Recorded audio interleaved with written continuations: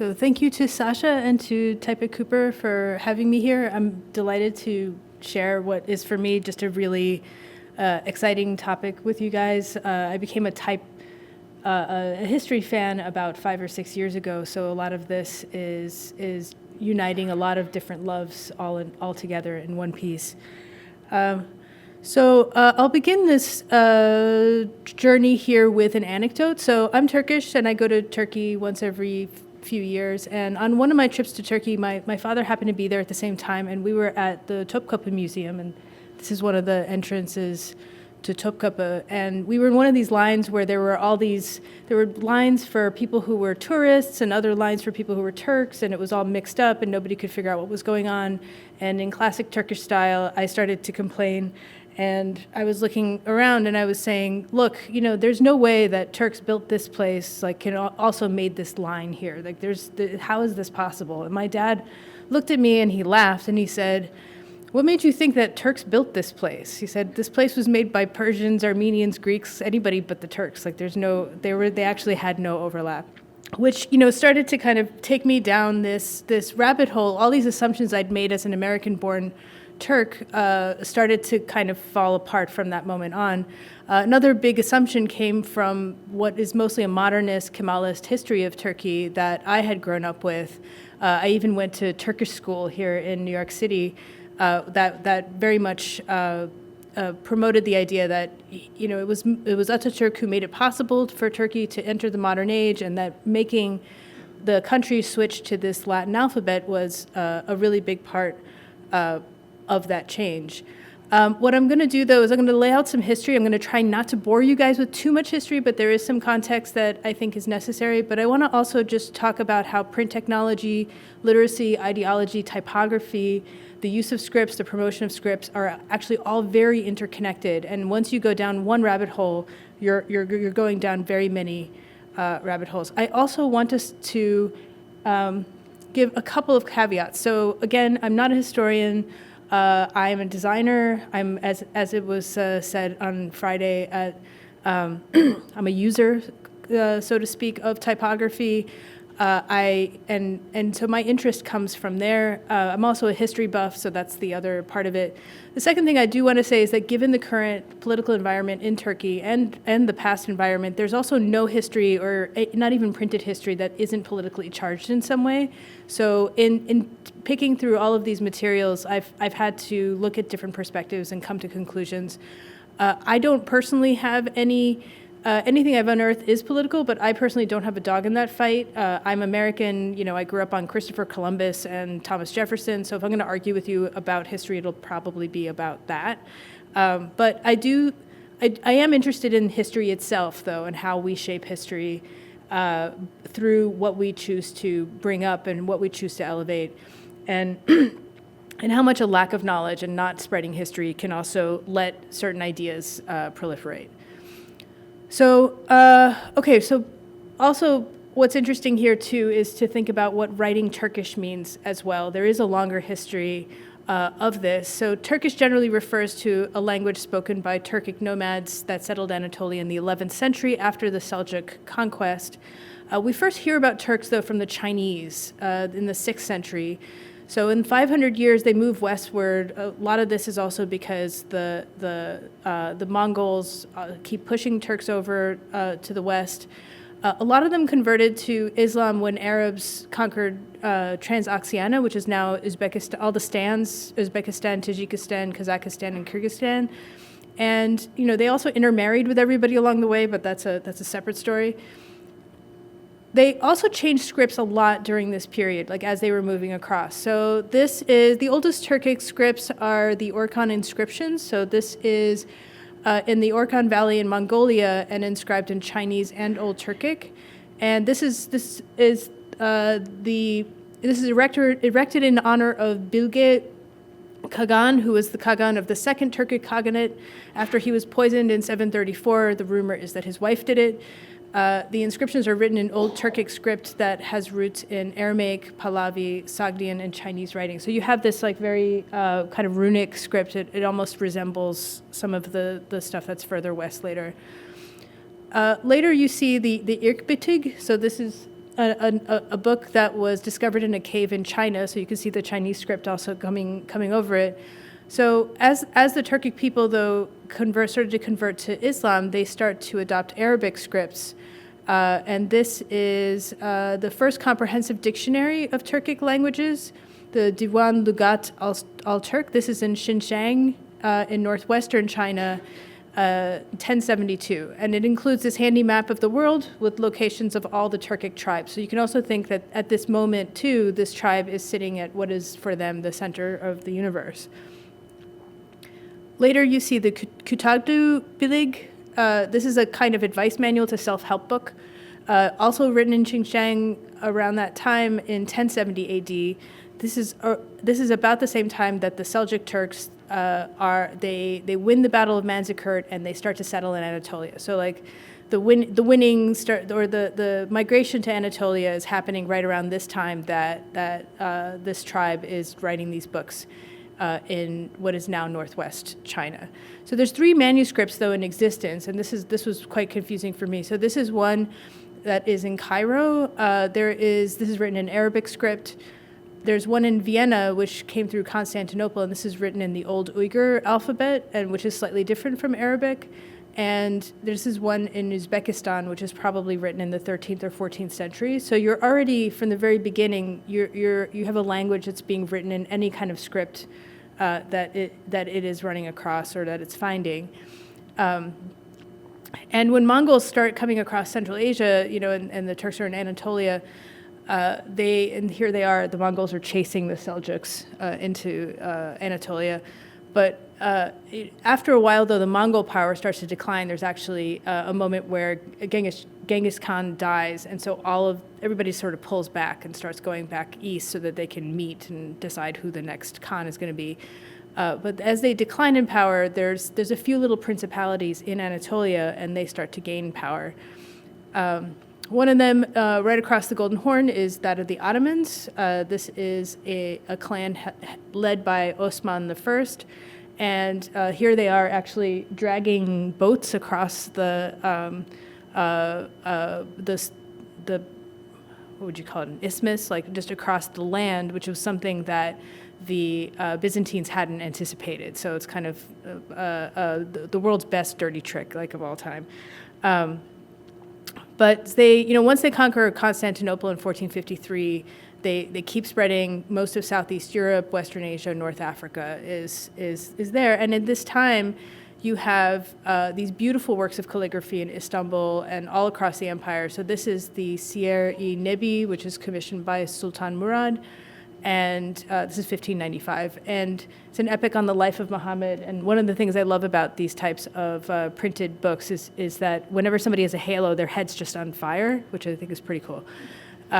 It's like much more evocative of what that means in a way.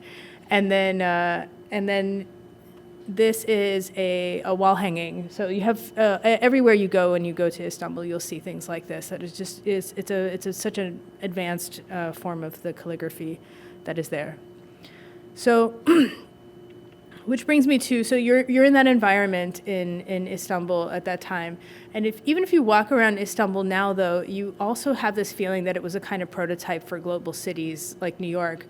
A lot of the people in the street are Turkish or Middle Eastern, but it's a city full of churches and synagogues and embassies, and some of them are from pre-Ottoman times, some of them are from later. There's a whole mix of stuff, and a lot of it is left there. But also, Istanbul was an incredibly cosmopolitan place, especially before the establishment of the Republic of Turkey. In 1833, 19% of the males were Greek, 16% Armenian, and 4% Jewish. It wasn't just Istanbul that was cosmopolitan either. Smyrna, which is now Izmir, was about half Muslim and half minority. Adrianople, now Edirne, also had a 1/4 minority. So this to me is interesting because here, living in New York, I always feel like, oh, this is the first time we're doing this, and then you kind of realize, well, actually, there's a long history of cosmopolitanism all across the world, not just in Istanbul either, of where the whole idea that different people are living together it's happened before, like we've done this before. So, and all of these numbers, by the way, don't include the Europeans who are living there for commerce or diplomacy. So book printing was brought to the Ottoman Empire in 1494 by Sephardic Jews, and because they were expelled from Spain and Portugal. And this is the first book printed in the Ottoman Empire. It's printed in Hebrew in 1493 using type brought over from Italy. And everything is connected. So 1492 is the year that Columbus lands in America. 1492 also happens to be right when Ferdinand and Isabella of Spain are married, and they expel all the Jews. And so it's the Ottoman Empire who takes the Jews in. So you wouldn't have this book printed in Istanbul at this time if you didn't have this, if the conquest hadn't happened, if this marriage hadn't happened, if you didn't have this expulsion that also leads to spreading this technology east. So the first Armenian press is established in 1567 by a man who was trained as a printer in Venice and couldn't stay in Venice. The first Greek press, which is established in 1627 by Nicodemus Metaxas, he brings a printing press to Constantinople from London. And ironically, the first book, which is here, is his brief discourse against the Jews in vernacular dialect. So not liking your other people is also not new. And he printed this in 1627. So, but here's where things get kind of, but in all of this time, so you have Armenians printing, you have the Jews printing in Istanbul. You have all these other people print with their printing presses, which they've brought over from Europe. But there isn't an Ottoman Turkish press for 250 years after the press takes hold in Europe. The brothers Namias bring it to Constantinople, and then the press is established by a man named Ibrahim Müteferrika, who is a Hungarian convert. He's a Unitarian, and he's a book collector, and he gets a special permission from the Sultan to be able to print. And it's a permit. It's not like he's the only person ever to print in Istanbul, but he's actually like permitted, and it's written in the back of these books, like, hey, like this guy can print this. So he prints 17 books between 1729 and 1743. He starts with the Vankulu Lugati, which is an Arabic dictionary here. Then there's the Grammaire Turk, which is meant for students who speak French so that they can understand Turkish. It has this lovely grid of the different typefaces. Here's another page from that. There's also the Tariq al-Hind al-Garbi, which is a striking illustrated history of the West Indies that included a detailed world map. So you can again see like how all these things are connected. All of them are coming together. The Ottomans were excellent map makers, and so they're very much into the idea of making maps of the New World as part of this. So here are some pages. So here are the amazing animals over here, and then here's the map.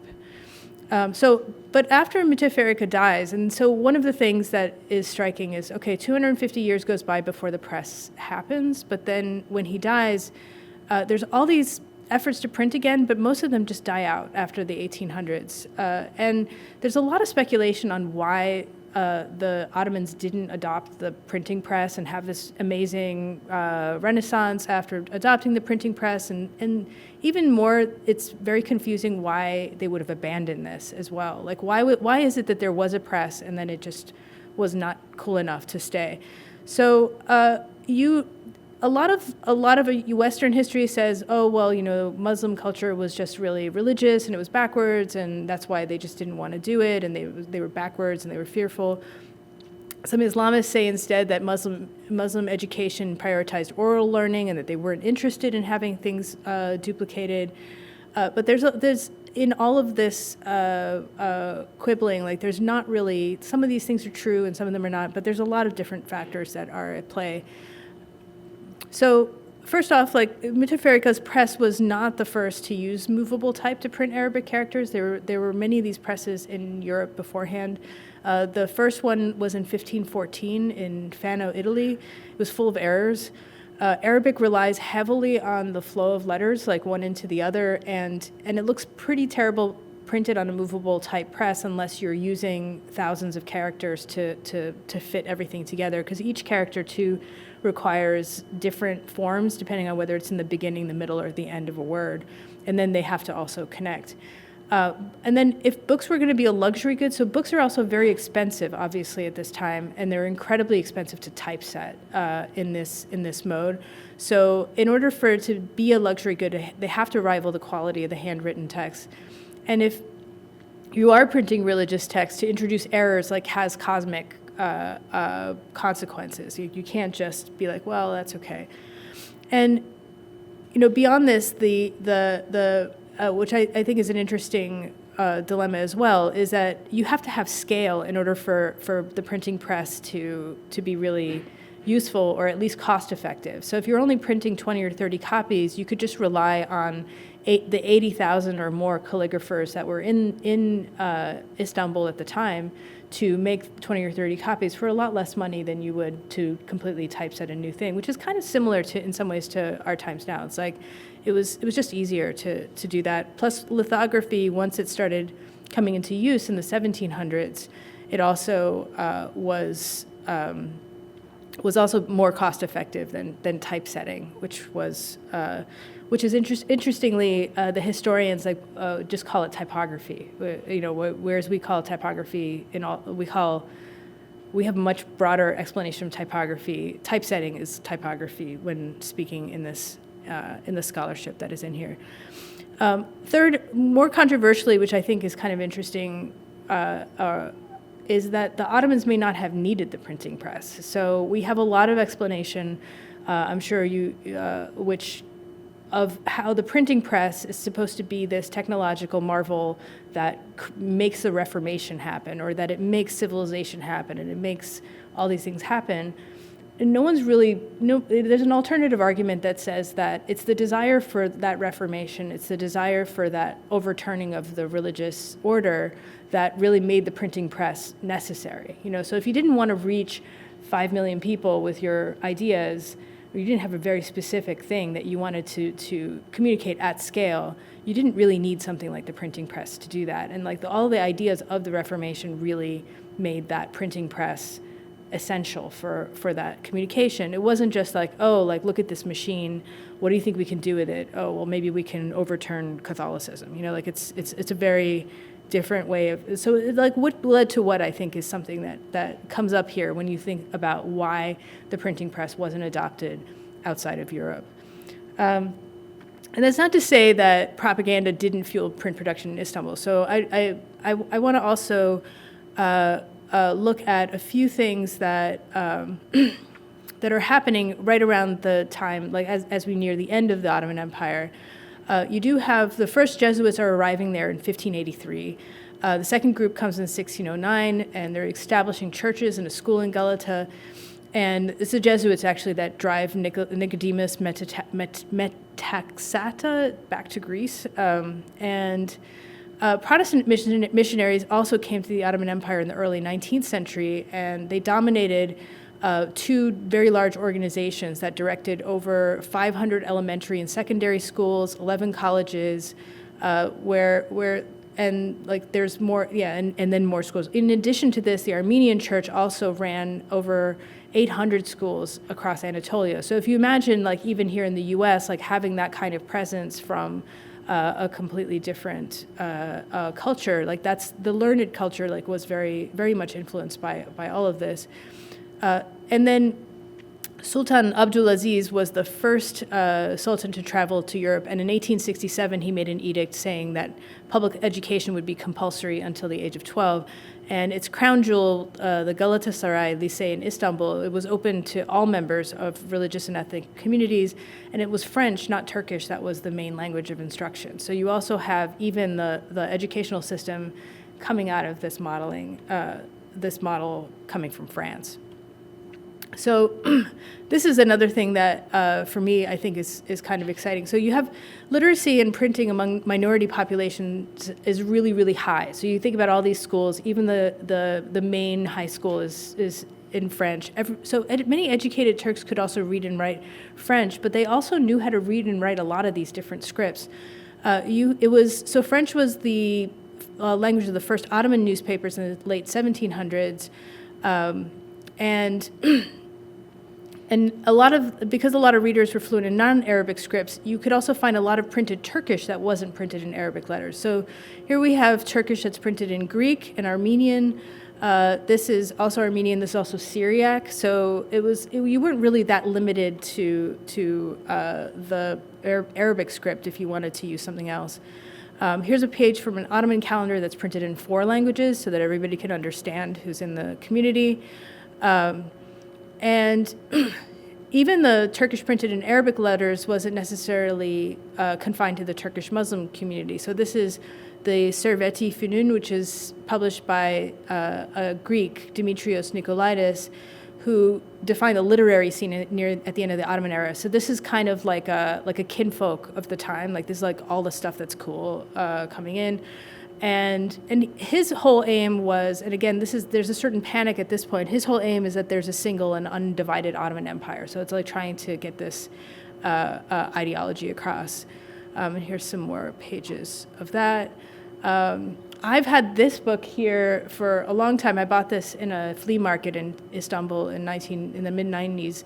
So this is a French-Turkish dictionary from 1905, printed by Imprimerie Miran, and this is also an Armenian press that is running there at the time, and has these amazing illustrations in the French and the Ottoman Turkish script in there. Here's a map with Turkish written in Greek, and here we have an identity card for an Ottoman youth. So you can kind of see like the sense of, if you are one of the elite, at this time, like what is your visual script environment is a very mixed up environment. Like it's not in one specific thing.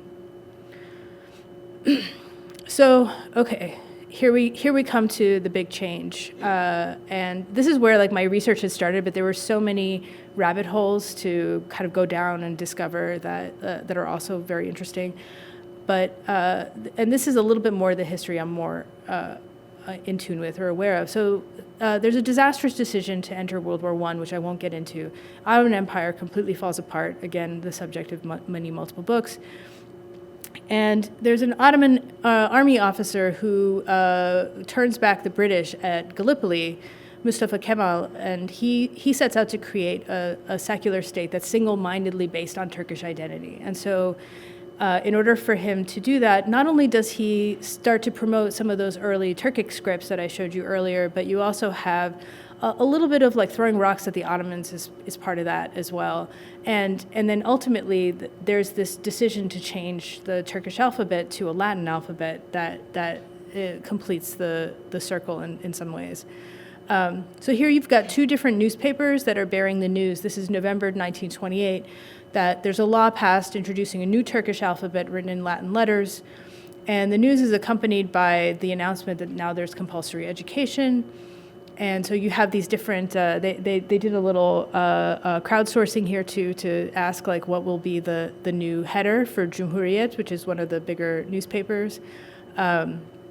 And Mustafa Kemal, who was renamed Atatürk, meaning father of the Turks, he campaigned vigorously for the alphabet personally. So he would just go around and like show this new alphabet to people and tell them like why they should do it.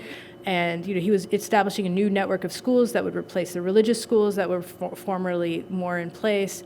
And what I think is also interesting as part of this, because again, I always thought like, oh my God, like imagine that somebody comes in here and says, okay, we're going to write in a completely different script. Like how hard would that be? And but I never thought to myself in thinking that, well, how many people were actually reading and writing in which scripts exactly? So how many people were literate in Ottoman Turkish is kind of a question.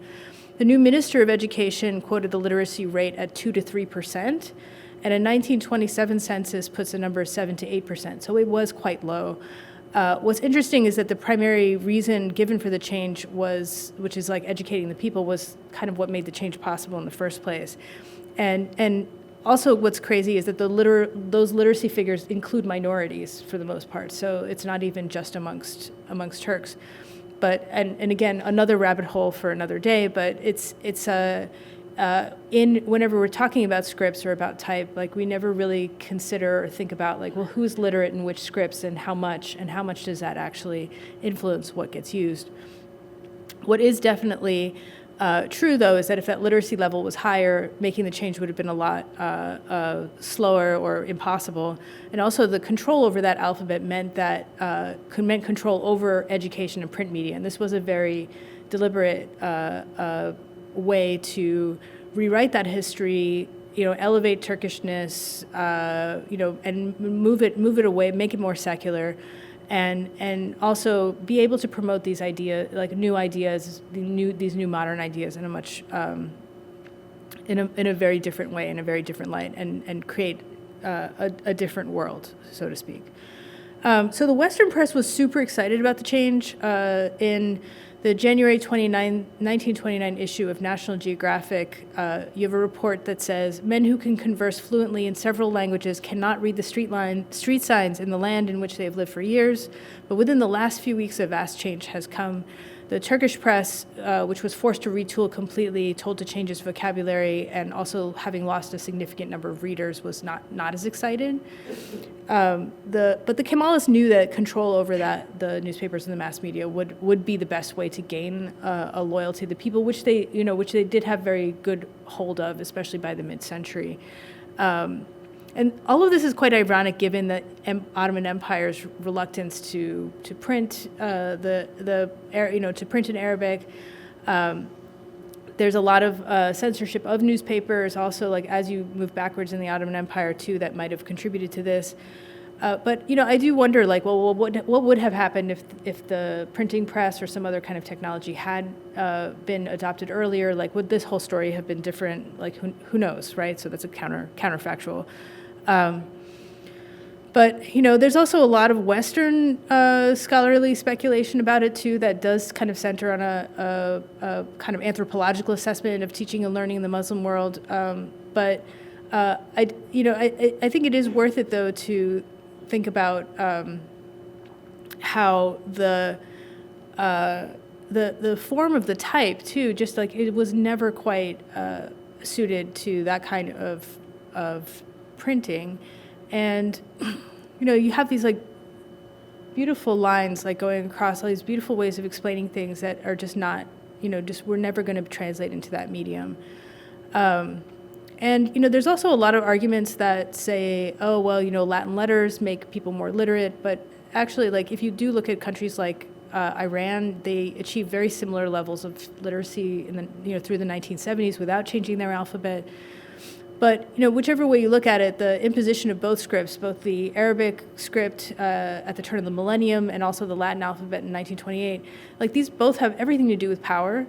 And when printing was how you spread ideas, both changes had consequences for how those ideas would spread and which ones would spread. So, which brings me finally to our present moment, which is, we're living through what feels like a renaissance for scripts outside the Roman canon for me, and I'm super excited by it. Scripts like Arabic are no longer limited to the movable type paradigm. You could almost say that whole era is over at this point.